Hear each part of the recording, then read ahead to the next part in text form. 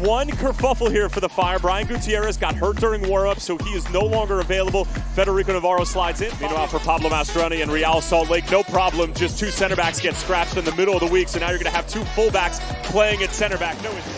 These two teams have only met 5 times in the last 8 years. This is the 24th all-time meeting between the Chicago Fire and Real Salt Lake. We invite you to turn off the world and turn on the game. We're playing for 3 points in a cross-conference matchup. Really refreshing, and he has such a pragmatic and player-driven approach to the way that he goes about his business, as Kuiper's trying to catch Beaver off of his line. And Gavin Beavers will spare his blushes, and Kuiper's for the first time tonight showing his teeth. Arango's 6 goals and 4 assists already this season, and it's only match day 10, goes quickly. And trying a little bit of deception there, as you'd be praising him for the ingenuity. Yes. Acosta getting stuck in. It is a pile of red and gold jerseys in the middle of the park, and now Acosta is going to go into the book.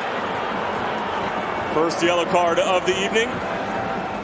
Matt Crooks surveying, choosing to slow things up with Ojeda. And Chris Brady reading this cross the entire way, although got his wires crossed. Arango is sharp to it, trying to go for goal. And Carlos Terán got a touch to it. And tonight, Diego Luna, as Kendra mentioned, has been playing well, but Barajas earning the start on the evening. Kuipers, Mueller to his right. That's who he picks out. It's Chris Mueller. And it never had enough juice on it to beat Gavin Beavers in the end. Coming over from FC Lugano, the Chicago Fire sister club, with Joe Mansueno, the owner of the Fire, purchased, as that's another giveaway. Mueller through the legs of the defender, and Beavers sharp off of his line, lost the ball momentarily, and then finally realizes where it was. Here's Catranas. Ever adventurous left wing back, while Real Salt Lake are building. And now here he is delivering. Gomez brings it down. It's Andres Gomez, and it's in! The Colombian strikes yet again. It's Andres Gomez for Real Salt Lake on the road here at Soldier Field. A tidy finish at the near post. Hips around it. Watch him play this ball back out. This is a long distance give and go down that left-hand side. And a great touch by Catranas. He takes a little look. He knows that the runner initially is marked inside the box. He finds Gomez on the edge of the 18. It's Crooks who draws the defenders in right along the 6. Gomez, a nice clean first touch to settle it down, cuts it back to his left foot. I mean, I don't know if that's technically delaying a quick restart, but picking up the ball and moving it back 10 feet. It's definitely delaying a restart, and now he's going to go into the book. Stand in front of it again. That drive them crazy, because whether it affects this game or yellow card accumulation for a game in 3 weeks, it's going to have an impact.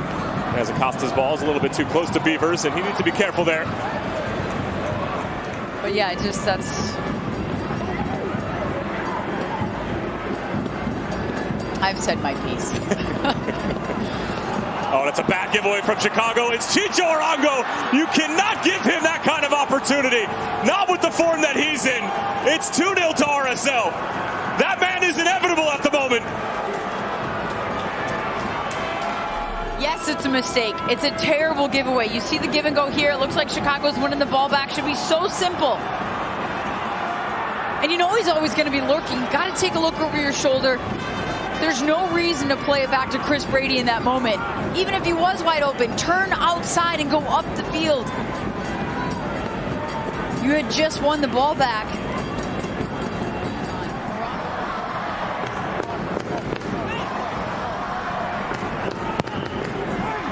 One whipped in at the back post for Chicho Arango, and just like that, it is 3-0.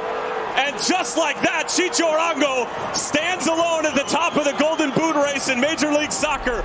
Authority, and look at him just come off. Completely unmarked. You have Schiehaus and Kellen Acosta on the same person, right around the 6 on Crooks, and nobody tracking that runner. One of the most prolific goal scorers in the league. He's put on a show in his first full season with Real Salt Lake. Originally, and Luna, or part of it's going to be Andres Gomez, who comes off as he picked up that. Barlow getting set to come in. Herber is finding Kuipers, and what a save from Beavers. Does he need to be once Arango drops in and occupies it? It's been Barajas and Luna making the run up top.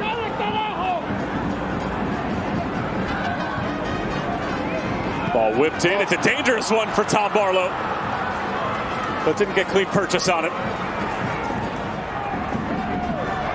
Colin Acosta's got to feel much the same way when you talk about players that have just come from success, national team. Here's Herbers from distance, and Beavers not happy with the lack of pressure on the German, who has been known to hit it from distance. Slips it through. Now Fabian Herbers. All the way across the middle, and Poto Mayorios Koutsias. It's a consolation prize, but a prize nonetheless, and it's taken away, offside. The ball gets cut back right here, and you see where Koutsias is. He's a foot and a half offside for the tap in.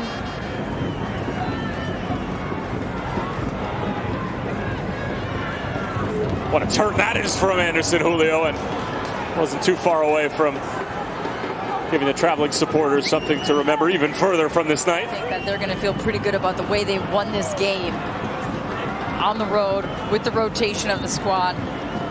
It doesn't get any better than potentially 3-0 and perhaps 4 on the road as Luna, they keep backing off, and Diego Luna tucks it away for an emphatic exclamation point.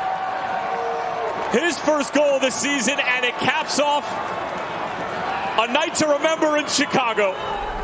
And this is just one of those moments we just talked about, the players still making the runs, finding the space, being available. And he just slowly draws forward. He's not going at pace, but nobody steps to the ball. You can see the back line kind of dropping off. Just talked about the shift they put on, but also the placement of the shot. He's pretty much got one place to put it about Diego Luna and the player he can be, the player he is, the freedom we gave him last year in this system. And that's going to do it full time. What a performance from Real Salt Lake.